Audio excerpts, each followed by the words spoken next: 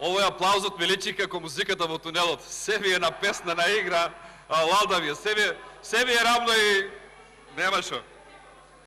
Знаете каде има говор на омрза? Говор на омрза има во збирката песни што ја објавија во Агенцијата за млади и спорт. Сериозна говор на омрза. И затоа треба да си оди. Прекрасен човек, млад човек во рети. Затоа треба да си замине. Ке почнам хронолошки како ми кажувате, ке се менувам дел на дел. Меѓутоа, ако зборувате за Универзитетот Гоце Делчев, само да ве подсетам, јас сум малку подолго тука, голем дел од пратениците од Социјалдемократскиот сојуз за Штип зборува.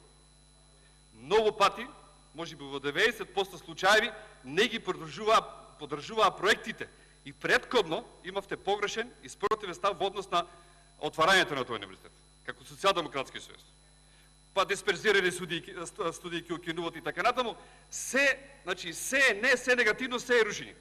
Да бидем искрени. Сега убаво да се сликате, ќе одам во Штип, Универзитет Гоце Делчев, ќе ме прими тамо ректорот, ќе одам сала направена од претходната влада, ќе се сечам тамо, ќе дадам изјави и луѓето памтат. А за трансформацијата од 5 на 2 години ние го направивме тоа. И немојте да речем сега дека лажете. Лажете за тоа што можноста и 8.000 решенија дадена на тие вработени, кои после вие ги избркавте, и тоа е насилие. Да избркаш човек што работел 2 години, 1,5 година, затоа што не ви одговара, затоа што не размислува како вас, затоа што не ви почитува вашата политика. Тоа е насилство, почитувана Рената Десковска. И не ми кажавте, сакате да останете или не да останете? Да си оддадете оставка. Да бевте храбра, да речете, јас не бе сакам да останам, имам желба, многу знам да работам. И ке законот за основно образование има негативни реакции. Катастрофа е.